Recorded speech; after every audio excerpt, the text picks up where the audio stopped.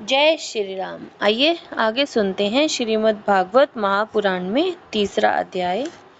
यह सोचकर भगवान ने युधिष्ठिर को अपनी पैतृक राजगद्दी पर बिठाया और अपने सभी सगे संबंधियों को सत्पुरुषों का मार्ग दिखाकर आनंदित किया।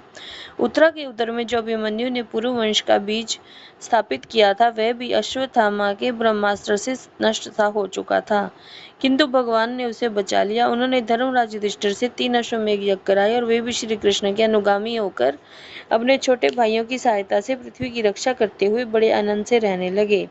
विश्वात्मा श्री भगवान ने भी द्वारकापुरी में रहकर लोक और वेद की मर्यादा का पालन करते हुए सब प्रकार के भोग भोगे, किंतु सांख्य योगों की स्थापना करने के पश्चात उनमें कभी भी आसक्त नहीं हुए।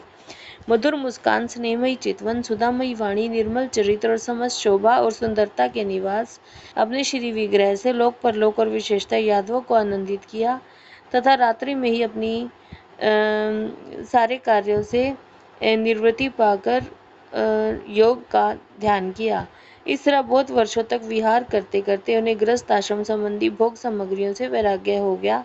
वे भोग सामग्रियां ईश्वर के अधीन है और जीव भी उन्हीं के अधीन है। जब योगेश्वर भगवान श्री कृष्ण को उनसे वैराग्य हो गया, तब भक्ति योग के द्वारा उनका अनुगमन करने वाला भक्त तो उन पर विश्वास ही कैसे करेगा। एक बार द्वारकापुरी में खेलते हुए यदुवंशी और भोजवंशी बालकों ने खेल खेल में कुछ मुनीश्वरों को चिढ़ा दिया। तब यादव कुल का नाश ही भगवान को अभिष्ट है, यह समझकर उन ऋषियों ने बालकों को शाप दे दिया। इसके कुछ ही महीने बाद भाविवश वृष्णि भोज और अंधक वंशी यादव बड़े हर्ष से रथों पर चढ़कर प्रभास क्षेत्र को गए। वहां स्नान करके उन्होंने उस तीर्थ के जल से पितर देवता और ऋषियों का तर्पण किया और ब्राह्मणों को श्रेष्ठ गोएं दी। उन्होंने सोना, चांदी, शैया, वस्त्र, मृगचम, कंबल, पालकी, रथ, हाथी, कन्याएं और ऐसी भूमि जिनसे जीविका चल सके तथा नाना प्रकार के सरस अन्न भी भगवत अर्पण करके ब्राह्मणों को दिए। इसके पश्चात गो और ब्राह्मणों के लिए ही प्राण धारण करने वाले उन वीरों ने पृथ्वी पर सिर टेक कर उन्हें प्रणाम किया।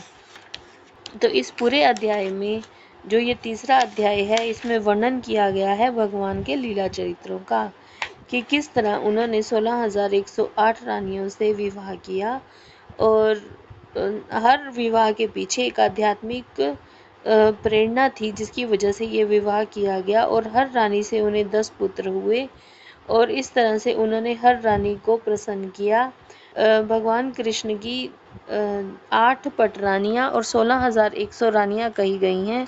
शरीर में 16,100 नाड़ियाँ हैं, इसलिए कहा जाता है कि भगवान कृष्ण ने 16,100 शादी की विवाह किया। उन्होंने उनको बंधन से मुक्त कराया क्योंकि वो कैद में थी और इस तरह से भगवान कृष्ण ने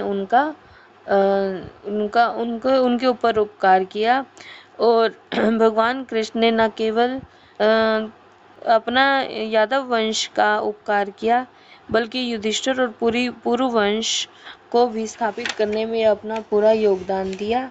और द्वारकापुरी में खेलते हुए यदुवंशी और भोजवंशी बालकों ने खेल खेल में जब कुछ मुनीश्वरों को चिढ़ा दिया, तब यादव कुल का नाश ही भगवान का अभिष्ट है, ये समझकर ऋषियों ने बालकों को श्राप दिया। इस तरह से जो सोना, चांदी, शैया, वस्त्र, मृगचम, कंबल, पालकी, रथ, हाथी, कन्याएं और ऐसी भूमि दान की श्री कृष्ण भगवान ने, जिससे सभी देवताओं को आनंद मिला। इति श्रीमद्भागवते महापुराणे पारमहंस्या संहिताया तृतीय स्कंदे विदुरोद्धव संवादे तृतीयो अध्याय। जय श्री राम।